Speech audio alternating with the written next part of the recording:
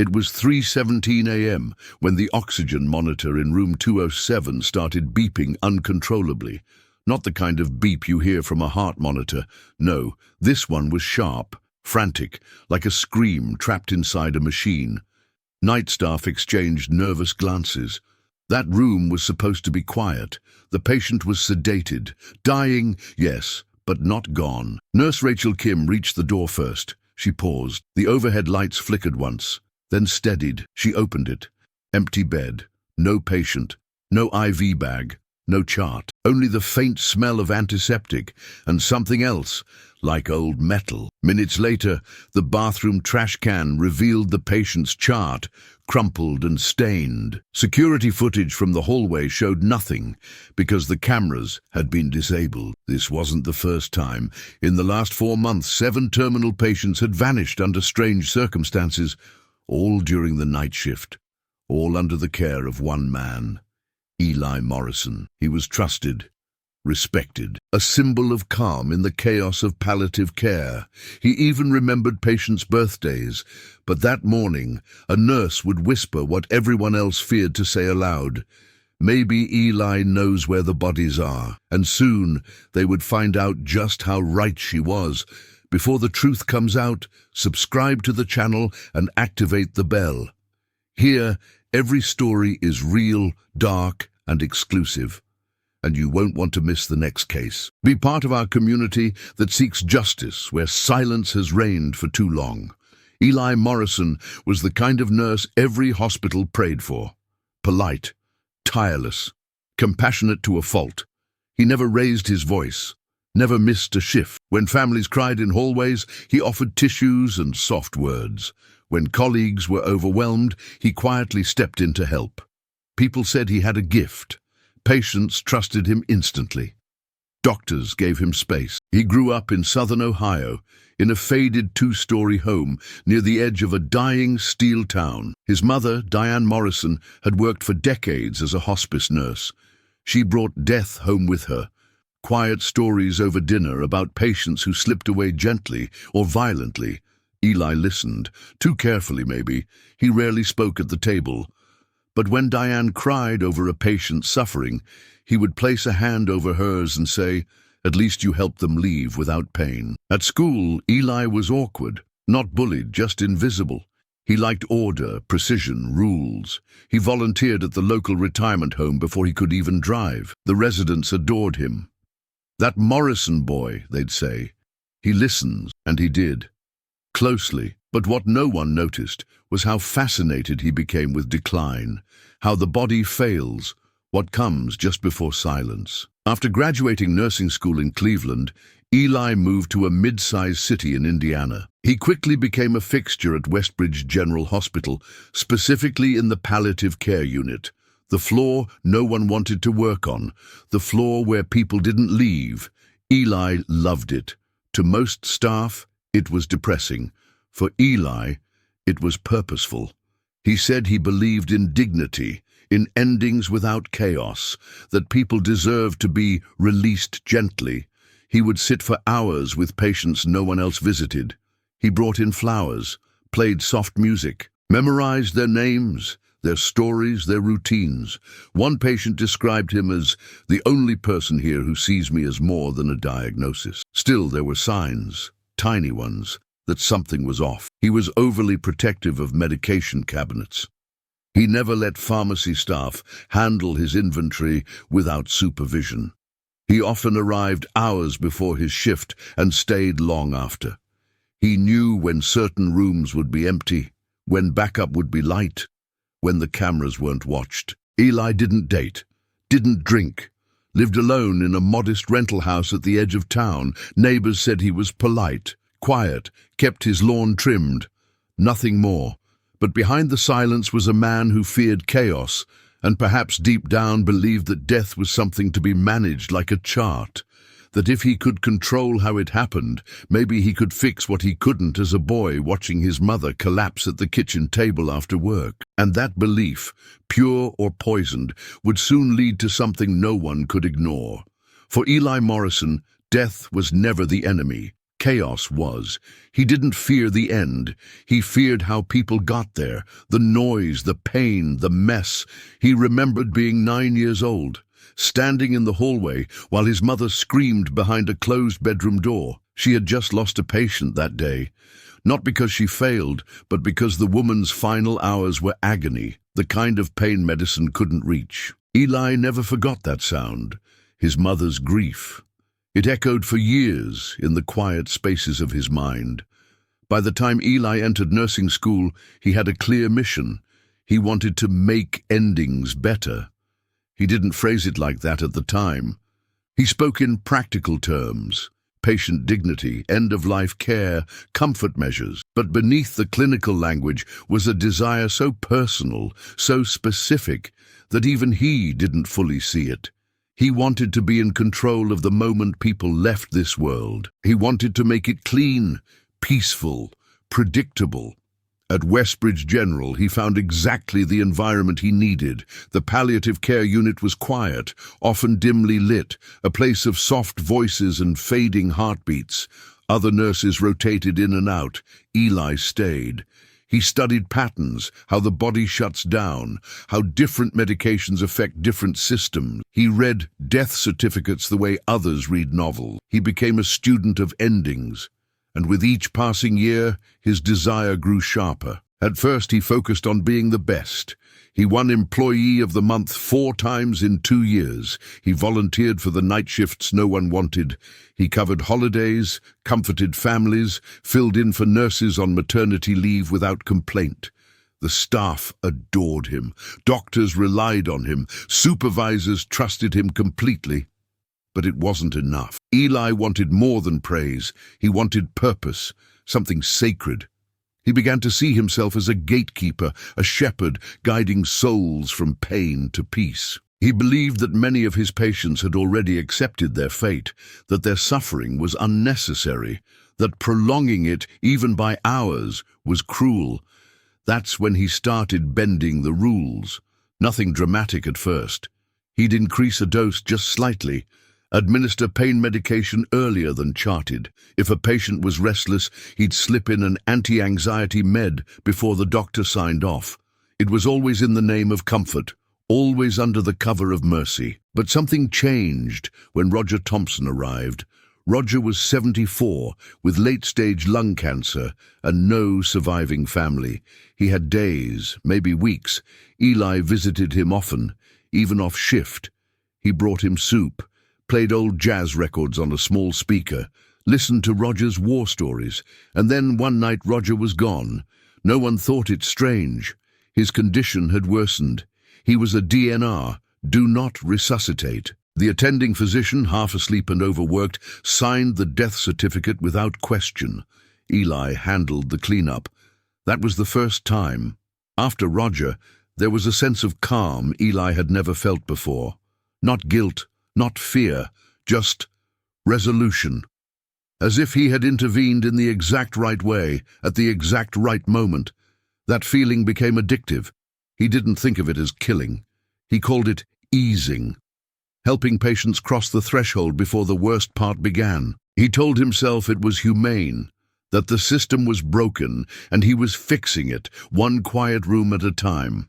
But it wasn't just about peace anymore. With each easing, Eli felt more in control, more essential, like he was doing what no one else had the courage to do, like he was the only one willing to bear the emotional weight of mercy.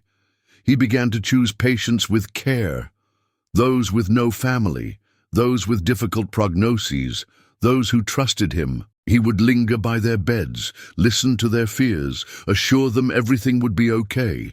And then late at night, when the hallway was empty and the monitors quiet, he would decide, this is the night. He kept no records, told no one. He didn't need to. In his mind, what he was doing wasn't a crime, it was a calling, but calls have echoes.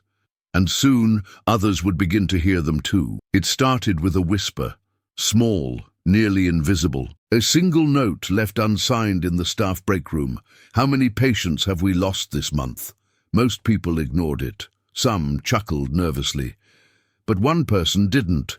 Nurse Rachel Kim. Fresh out of school and just 6 months into her position at Westbridge General, she didn't know much about hospital politics, but she knew patterns, and something didn't feel right. Rachel was assigned to the palliative care unit under Eli's guidance. At first, she admired him. Everyone did. He was patient, methodical, unshakably calm in moments of distress, but as she shadowed him more closely, she noticed things, little things. Eli always knew which patients were declining, even before the chart said so. He spent an unusual amount of time alone in rooms with DNR patients, and he never, ever allowed others to double-check his medication entries. Then there were the deaths. Not just the frequency, but the timing. Always on night shifts. Always during hours when staffing was lowest and oversight weakest. In a span of 3 weeks, 4 patients passed away unexpectedly. All with similar symptoms. All under Eli's watch. Rachel tried to rationalize it. Maybe it was just a rough month. Maybe these patients were truly at the end. But when she brought up her concerns gently during a team huddle, she was met with silence. No one challenged her directly. Instead, they offered tired smiles, dismissive shrugs, and phrases like, "That's just how this unit is," and "Eli's the best we've got." Even her supervisor, Dr. Carla Jennings, a seasoned physician with 30 years of experience, didn't want to push it. "We lose people here, Rachel," she said. "Sometimes it's clustered. Don't read too much into it." But Rachel couldn't let it go. So she started documenting. Not formally, just a small notebook she kept in her locker. Dates, times, medications administered, Eli's shift schedule. The deeper she looked, the harder it became to unsee the trend. And she wasn't alone. Dr. Jennings, despite her earlier dismissal, had begun to have her own doubts. One night she noticed that a sedative, midazolam, was running low. Too low. She checked the log. It had been administered to 3 patients in 1 week, all of whom died within hours. That wasn't protocol. She confronted Eli the next morning, casually at first. Asked about the dosages. Eli didn't flinch. He smiled and explained that the patients were agitated, that he had followed standing orders.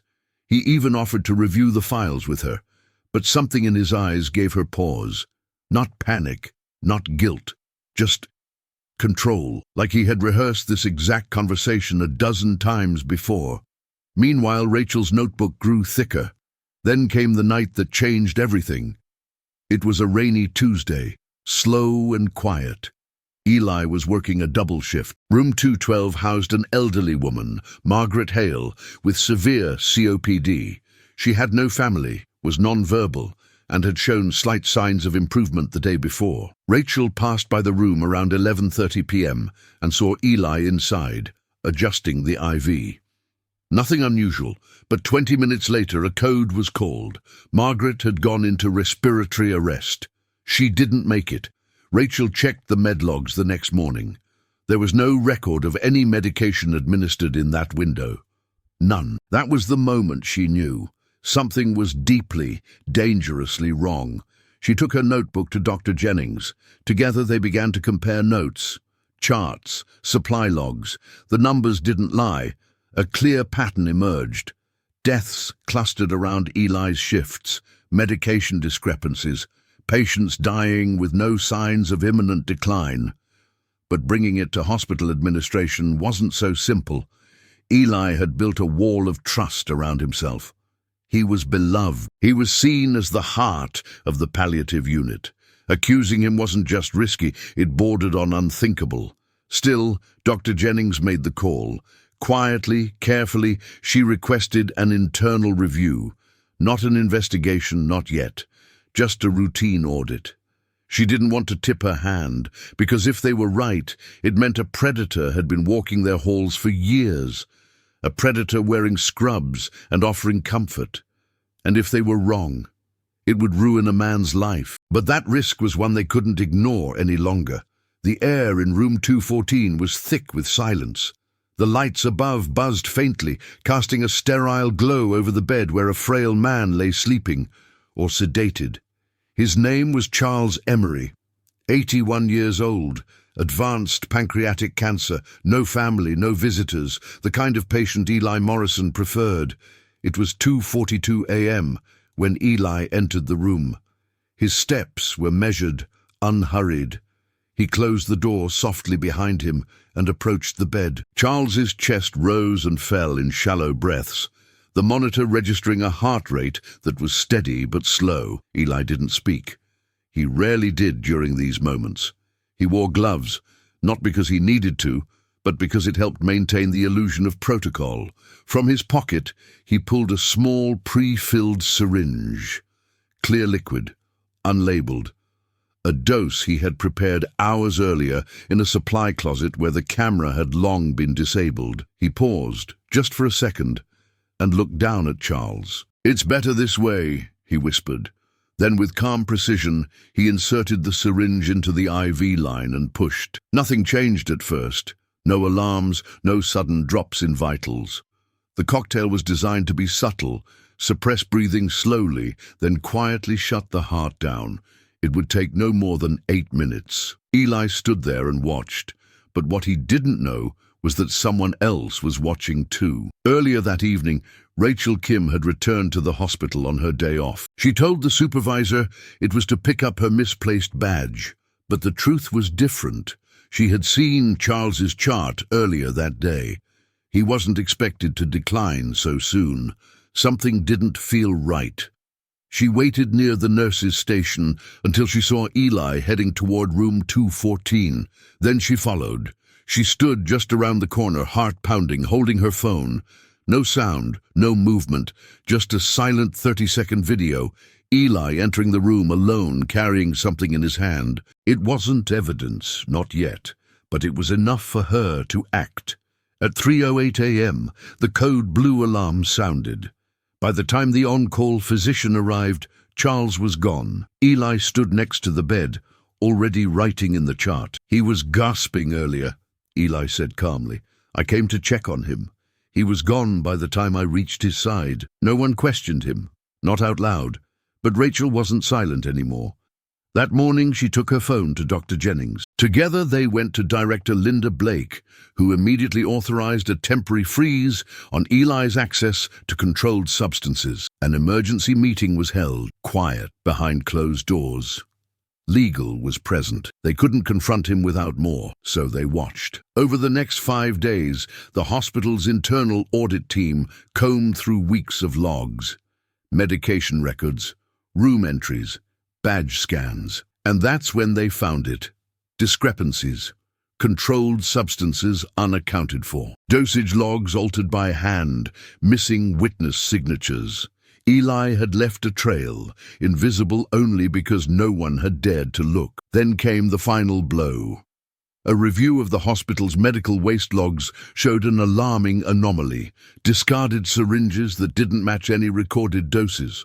Most had been disposed of during Eli's shifts, but one had been pulled from the bin just hours after Charles Emery's death. It still contained trace amounts of diamorphine. When questioned by the audit team, Eli didn't falter. "I never touched it," he said. "That must be a clerical error. Someone must have signed under my name." He was calm, controlled, unbothered. But behind the scenes, the hospital had already alerted the police. Detective Marcus Hale was assigned to the case. He met with hospital leadership and requested time to gather evidence before making any arrest. He didn't want Eli to run, or worse, destroy what little remained. So they waited one more day, just one. Eli, unaware, went about his shift as usual. He joked with the staff, delivered tea to a grieving daughter in the waiting room, comforted a patient with a trembling hand. But that night he didn't go home. He was pulled aside in the staff locker room by Officer Gina Ramirez and 2 plainclothes detectives. Calmly, respectfully, "Mr. Morrison, we have a few questions about some medication records. We'd like you to come with us." He nodded. Not a word of protest. Not even surprise. And just like that, the spell was broken. The hospital erupted in whispers. Staff huddled in corners. Phones lit up with texts. "Did you hear? Eli's been taken in." "I don't believe it." But Rachel believed it. She had seen it, heard the silence of that room, watched how death followed Eli like a shadow no one else could see. That night, Westbridge General didn't sleep, and Eli Morrison's perfect mask had finally cracked. The news didn't explode. It seeped. By morning, Westbridge General Hospital was a place transformed. Whispers moved faster than rounds. Nurses looked over their shoulders. Doctors suddenly checked their own logs. And patients, those who had once smiled warmly at the man in navy scrubs, now asked questions with trembling voices. Is it true? Was it him? Eli Morrison's arrest fractured something deeper than policy. It cracked the illusion of safety. In the place built on trust, someone had made death his mission, and no one had seen it, or worse, some had and stayed silent. The first people to feel it were the staff. Nurse Rachel Kim couldn't sleep, not after the arrest, not after the evidence she helped uncover. She kept replaying it, Eli's quiet steps, the way he held the syringe like it belonged in his hand, like it had always belonged there. She didn't feel victorious. She felt hollow. He was kind to me, she admitted to a colleague days later. He showed me how to handle the morphine pumps. He told me I was one of the good ones. Now she wondered what that meant.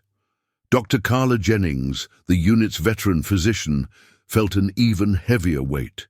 She had worked alongside Eli for years. They had shared difficult cases, laughed over bad hospital coffee, signed off on each other's care plans. He was meticulous, she told investigators, and he made me feel like everything was under control.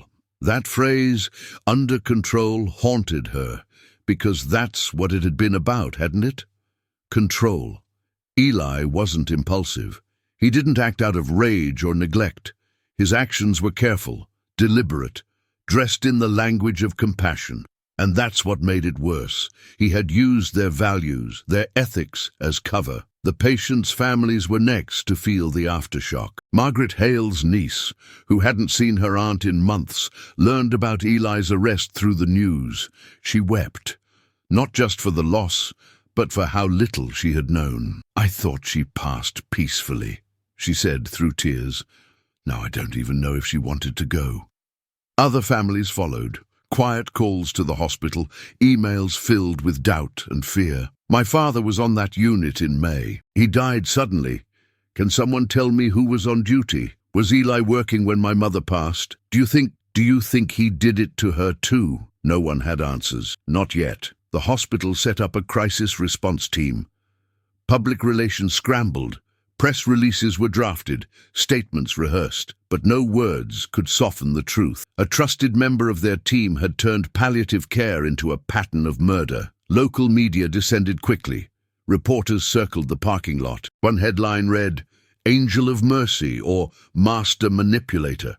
Another, more blunt, "Serial Killer Nurse." Some staff avoided interviews altogether. Others defended Eli, still in denial. "He was always so gentle," one said on record. "He cared about those patients." But others weren't so sure anymore. Janitors who worked night shifts recalled seeing Eli alone in supply closet. A pharmacist mentioned unusual inventory requests. One nurse remembered a time Eli insisted on taking care of a DNR patient himself. She hadn't thought much of it. Now it replayed in her mind like a warning she ignored. Even the hospital board was shaken. Lawsuits were anticipated. Reviews of protocol began immediately. Medication logs were triple-checked. Staff were retrained. Some left altogether, unable to cope with the idea that they had worked shoulder to shoulder with someone capable of such quiet horror. Outside the hospital, the community reacted with disbelief. Eli had lived in the same small house for nearly a decade. His neighbors knew him as polite, tidy, reserved. He waved. He mowed his lawn like clockwork. He once helped an elderly woman carry groceries up her driveway. No one suspected anything, not a single complaint, not a raised voice. After his arrest, a forensic team searched his home. What they found would come later. But for now, what remained was the silence. A chilling, aching silence in the hallways where Eli once walked, in the rooms where he sat by dying patients, in the hearts of the people who once admired him. Because the worst part wasn't just what he did, it was how easily he had done it, and how long it took anyone to stop him.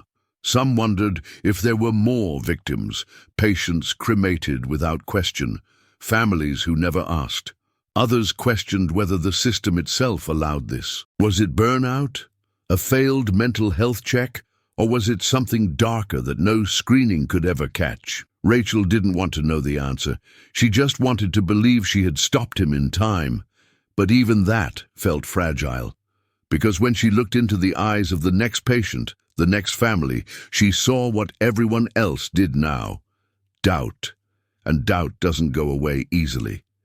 If this story has touched you in any way, leave your like and share what you're feeling in the comments. Sometimes it's in small reactions that we start big conversations, and your voice here can give meaning to voices that have been silenced for so long. Detective Marcus Hale had seen a lot in his 22 years on the force. Domestic violence, organized crime, cold cases that kept him up at night. But there was something different about the Morrison case. Something colder, more methodical. He didn't see chaos in Eli's actions, he saw design. When he entered Eli's modest two-bedroom house on Maple Street with a search warrant in hand, he expected to find evidence of drugs, maybe old patient records or pills stuffed in drawers. What he didn't expect was the basement. It wasn't what was in it, it was how it felt. The stairs creaked under his weight as he descended, flashlight in hand. The basement was unusually clean. No cobwebs, no dust. The walls were painted a pale green, and in the corner stood a metal cabinet locked with a simple latch. On the nearby workbench, gloves, plastic seal bags, and an industrial label maker. The cabinet opened easily. Inside were dozens of manila folders. Each one was labeled with a name. Some names Hale recognized immediately from the hospital's patient list. Some were unfamiliar. Each folder contained something different: medication schedules, death certificates, handwritten notes about patient routines, even printouts of medical histories. This wasn't just documentation, it was a system. Hale laid them out across the floor and began organizing them by date. That's when the timeline emerged. Names matched hospital deaths, doses matched pharmacy logs. There were exact records of when the patients had last eaten, when they received their final dose, and when Eli believed they were ready. The detective's gut turned. These weren't mercy killings, they were executions, carried out with obsessive planning. But one folder stood out. It was labeled TR Deviation. Inside, there was a photo of a man, Tommy Reed, age 65, who had survived a terminal cancer diagnosis against all odds. Hale recognized the name from a recovery article published by a local newspaper just months earlier. Tommy was a miracle story, but the note in Eli's handwriting chilled him. Tried to ease at 3:20 a.m. Patient became agitated, vomited, aborted, recovered unexpectedly, must revise protocol for late-stage liver failure. Tommy had survived an attempt. He was alive, and he had no idea. Detective Hale dropped everything and drove straight to Tommy's assisted living facility. The man answered the door in slippers, holding a crossword puzzle. He looked older than his years, worn out from treatment, but his eyes were sharp. Hale sat down and asked one question. "Do you remember a nurse named Eli Morrison?" Tommy's face changed. "Oh yeah," he said slowly. "He was the one who stayed late that night. Said he wanted to help me sleep better. He gave me something, I think. But then I blacked out. Woke up 2 days later in ICU.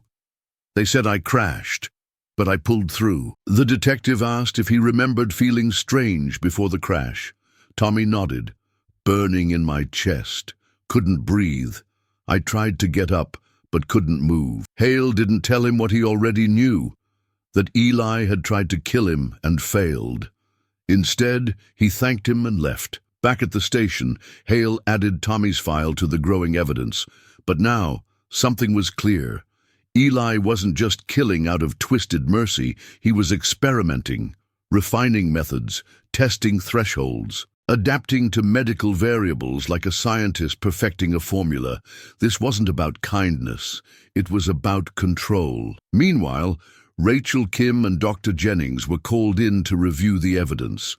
The folders were shown to them carefully, only the names relevant to their unit. When Rachel saw the handwriting, she covered her mouth. "He wrote that during shift," she whispered. "I saw him writing. I thought it was progress notes." Dr. Jennings scanned a file labeled MH, rapid decline. Margaret Hale, her patient.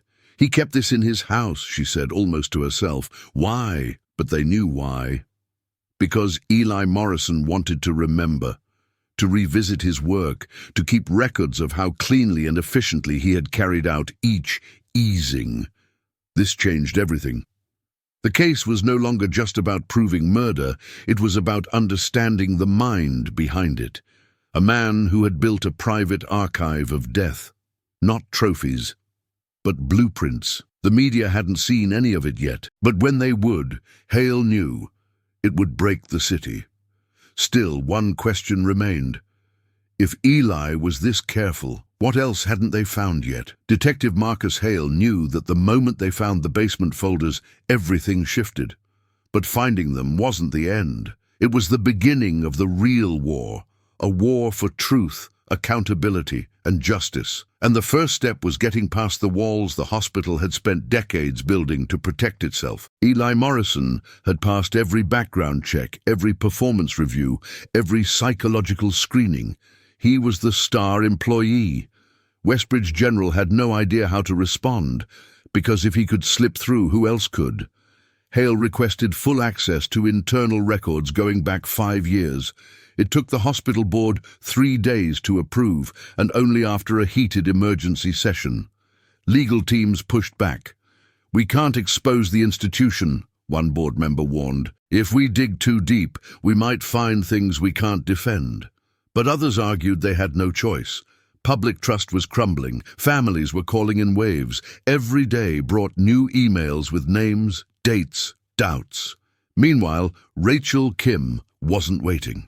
She teamed up with Dr. Carla Jennings to do their own independent audit. They pulled chart after chart from the palliative care unit, comparing dosage times, nurse logs, monitor records. They highlighted inconsistencies that hadn't raised red flags at the time, but now screamed with meaning.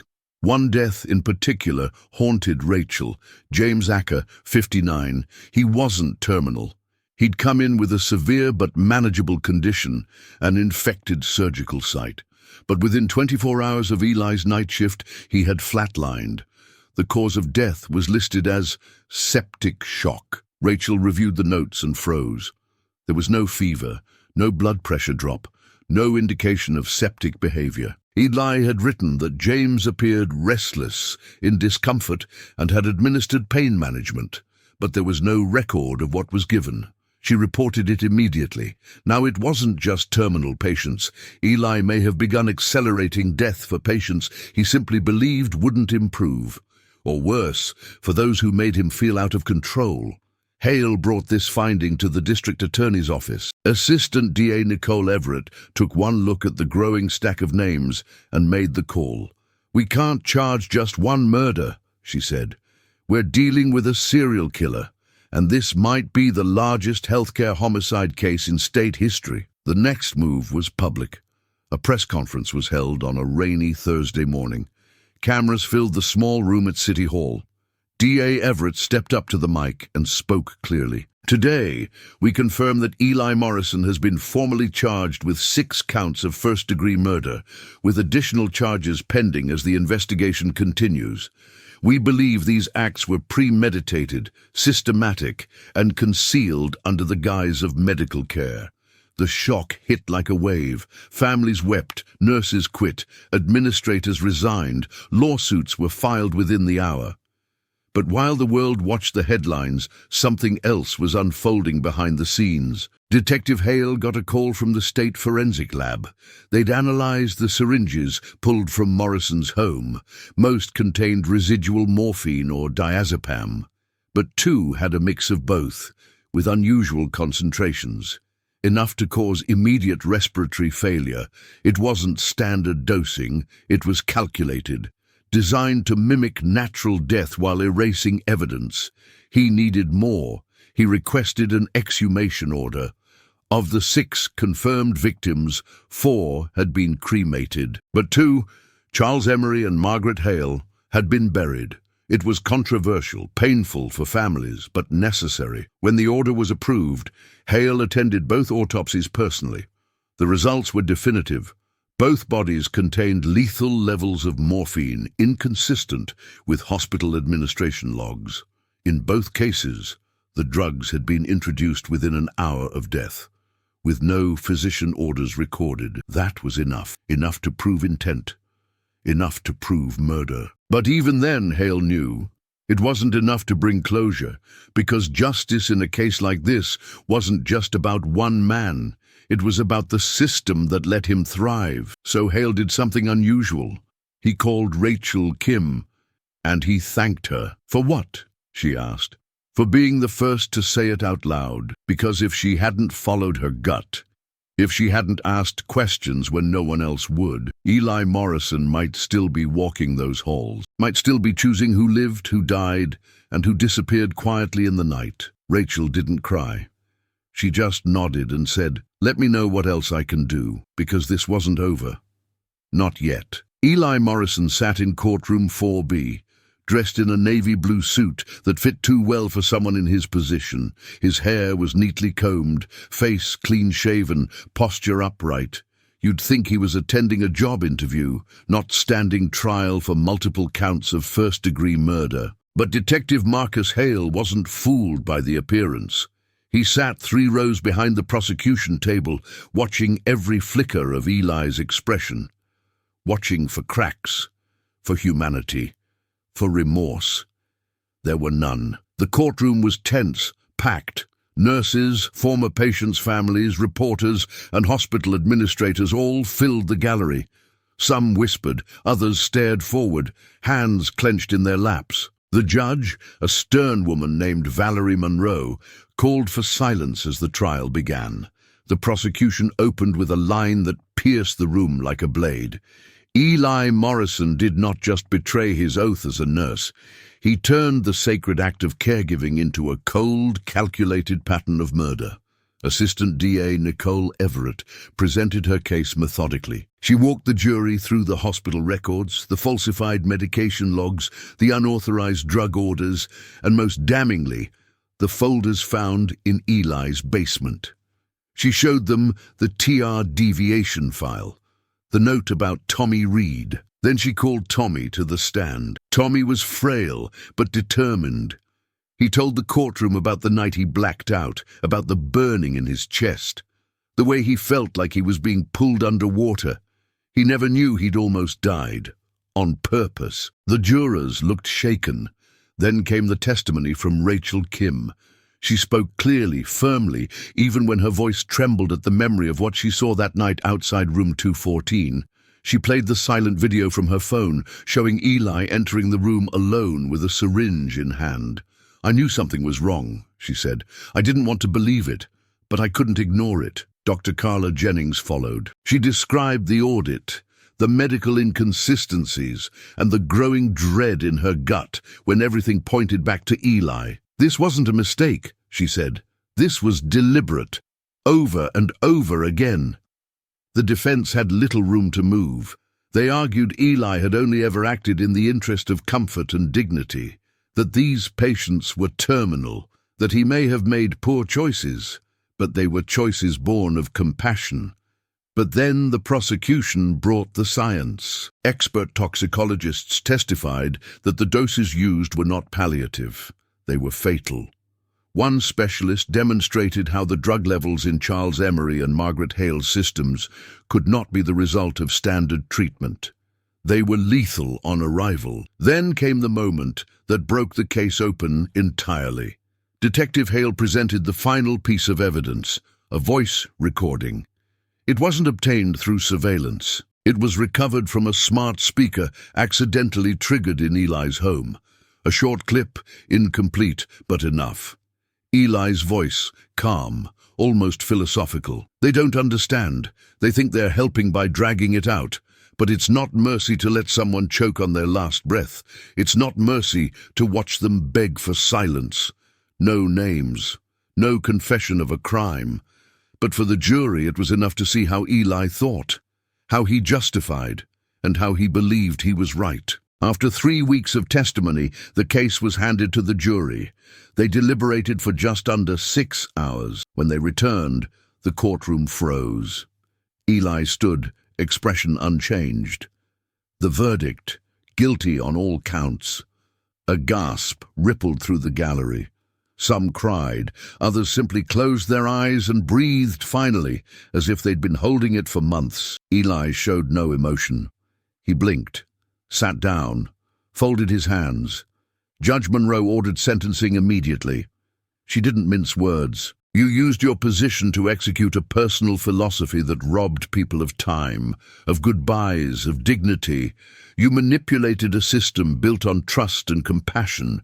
You will serve life in prison without the possibility of parole. With the slam of her gavel, it was done. Rachel left the courtroom and stood on the courthouse steps. The sky was grey, but the air felt lighter. Reporters swarmed, but she said nothing. She didn't want to be the face of the case. She just wanted to go back to work, to help someone without second-guessing every kindness. Dr. Jennings stood nearby, her hand on Rachel's shoulder. You did the right thing, she said softly. I don't feel like a hero, Rachel replied. You don't have to, Jennings said. You just have to be brave. And you were. Detective Hale watched from the sidelines. He didn't approach the press. He didn't need to. The case was over. Justice was served. But he knew what came next would be harder. The paperwork, the civil suits, the policy reviews, the interviews, the long shadow Eli had cast would linger for years. But for the first time, there was light at the end. Inside the courtroom, Eli Morrison was led away in cuffs. He didn't resist, didn't speak. As he passed the gallery, he glanced at Rachel just once. She didn't look away. The day after Eli Morrison was convicted, the halls of Westbridge General Hospital were quieter than usual. It wasn't just the absence of Eli himself. It was the presence of everything he had left behind, the trust he'd broken, the people he'd haunted, the silence he'd weaponized. Inside the hospital, an emergency staff meeting was held. No scrubs, no charts, just the raw, uncomfortable reality that they had worked alongside a serial killer and missed it. Director Linda Blake stood before a packed conference room. Her voice cracked as she began. We are grieving, not only for the lives that were lost, but for the faith we lost in ourselves. Some nodded, some wept. Others stared straight ahead, faces blank, unsure of what emotion they were even supposed to feel. The hospital board announced immediate action. An overhaul of patient death reporting, mandatory second reviews on end-of-life medications, an independent ethics committee, new security measures, but policies couldn't mend what had been broken inside the people who had lived through it. Rachel Kim found herself at the center of attention. Staff thanked her, reporters followed her, advocates praised her courage, but inside, she felt conflicted. Eli had been her mentor, her guide during those terrifying first months. She had admired him, had trusted him, and he had used that. She visited the grave of Margaret Hale one morning before her shift, left a bouquet of lilies, no words, just a quiet promise that Margaret would be remembered as more than a statistic. Across town, Dr. Carla Jennings faced a different reckoning. She had known Eli the longest, had vouched for him, had brushed off the early signs. Guilt crept into her thoughts at night and didn't let go. At a hospital press briefing, she addressed the question that many avoided: how could this happen? She didn't offer an excuse. I believed in him, she said plainly. And that belief blinded me to what was happening right in front of me. Some praised her honesty, others were less forgiving. But the truth echoed. Eli had thrived in the shadows of their good intentions. For the families of the victims, the verdict was only the beginning of a long, uncertain healing. Doris Langley, whose father had died under Eli's care, stood outside the courthouse with a photo in hand. She held it up to cameras, a smiling, white-haired man holding a fishing rod. This is my dad, she said. He didn't deserve to be erased like that. He was more than a patient. He was more than a number. Dozens of families echoed the same. Lawsuits piled up, civil hearings were scheduled, investigations expanded to determine if other facilities Eli had worked at in the past might also harbor undiscovered deaths. The media coverage was relentless. Talk shows debated the ethics of end-of-life care. Documentaries were announced. Op-eds filled with outrage, fear, and blame appeared on every major outlet. The term Morrison Protocol started circulating in healthcare spaces, not as praise, but as a cautionary tale. At the state level, lawmakers introduced a bill requiring third-party audits for all deaths involving terminal patients in long-term care. It passed unanimously. But even beyond regulations, something deeper had shifted. In break rooms across the country, nurses began asking harder questions. New hires were trained not just in skills, but in suspicion. Hospitals reviewed surveillance blind spots. Pharmacists checked logs twice instead of once, and yet fear lingered, because Eli wasn't the stereotype. He wasn't the unhinged, violent outlier. He was organized, polite, good, and that terrified people. At Westbridge, patients began requesting family presence during night shifts. Some asked not to be sedated unless absolutely necessary. Others transferred out altogether. The idea that a caregiver could become a predator shook the foundation of trust that healthcare relied on. But amid the trauma, there were quiet signs of resilience. Tommy Reed, the survivor Eli once called a deviation, was invited to speak at a medical ethics seminar. He stood at the podium, frail but determined, and looked out at a room full of doctors, nurses, and students. "I was supposed to be gone," he said. "Someone decided that for me, but I lived. And now I get to say this. Don't ignore your instincts. Don't silence that voice inside that says something's off. Someone listened and it saved my life." His words traveled, shared on social media, printed on posters in break rooms, whispered in nurse training programs. Detective Marcus Hale watched all this unfold from the background. He avoided the cameras. He didn't care about the spotlight. For him, justice wasn't a headline. It was paperwork, testimony, hours of interviews, and an unshakable need to stop something before it could happen again. When asked how he cracked the case, he gave credit elsewhere. "It wasn't me," he said. "It was the nurse who asked questions. It was the doctor who dared to listen. It was the survivor who remembered." But he knew the truth. Without Rachel, without Carla, without a system finally choosing to listen after years of silence, Eli Morrison would still be walking hospital halls, still choosing who would get to say goodbye and who wouldn't. In the end, what broke the case wasn't force. It was observation. It was someone who dared to look closer, ask louder, and refuse to back down. Eli Morrison may have silenced dozens, but the people he couldn't silence became the reason he was finally stopped. There's a haunting question that lingers after every tragic case. How did no one see it? In Eli Morrison's case, the answer isn't simple, because people did see things. They just didn't know what they were looking at. They saw a nurse who worked overtime, who was calm under pressure, who held dying hands and remembered birthdays. They saw kindness, dedication, compassion. But behind that mask was something else entirely. What Eli taught the world, painfully and irreversibly, is that evil doesn't always scream. Sometimes it whispers. It blends in. It functions within the very systems meant to protect us.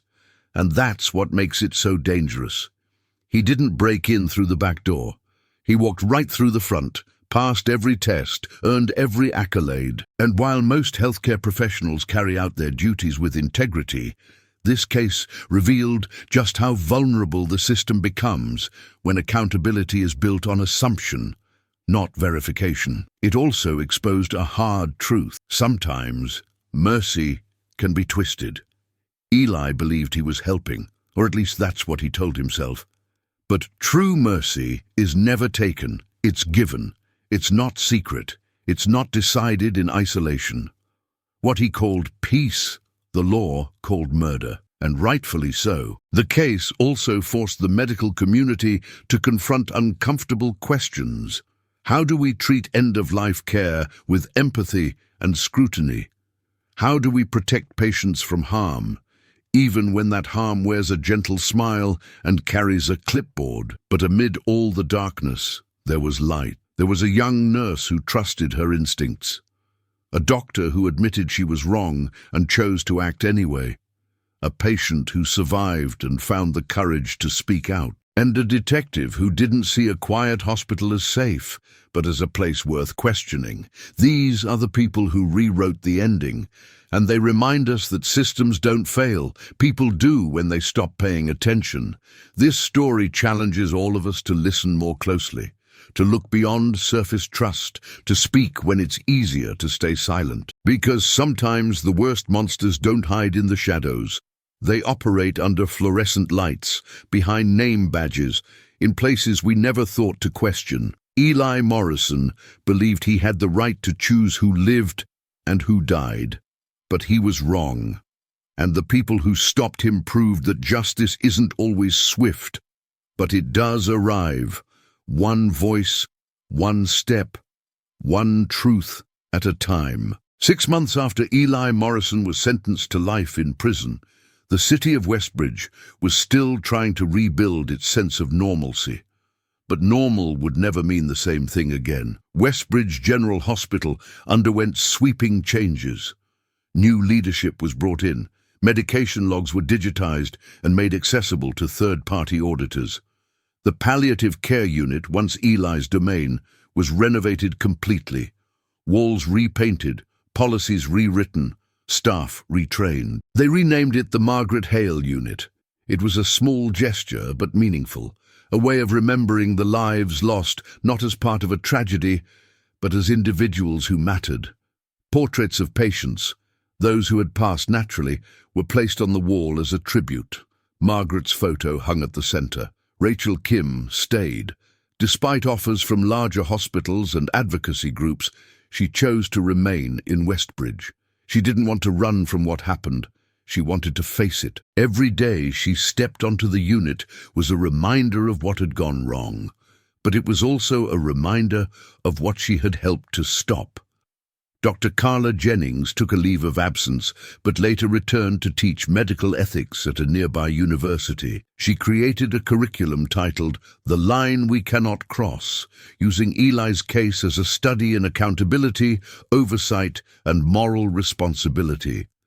Detective Marcus Hale received an award for his role in the investigation, but declined any interviews. He returned quietly to his work, closing other cases, mentoring new detectives. When asked privately what the Morrison case had taught him, he said, "Never mistake routine for safety." Eli Morrison, now inmate for 716398, remains incarcerated in a high-security state facility. He has never confessed, never shown remorse. In his few public statements, he described his actions as mercy-driven and claimed he was misunderstood. But his voice no longer held power. Families of the victims formed a support network. They met monthly in the basement of a local church, not just to grieve, but to organize. They pushed for legislation requiring annual third-party reviews of palliative care practices. Within a year, the bill passed in 3 neighboring states.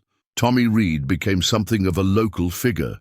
He gave interviews, not for fame, but to remind others that survival carries responsibility. He visited medical schools, speaking to future nurses and doctors about vigilance, intuition, and speaking up even when it's hard. Some mysteries remain.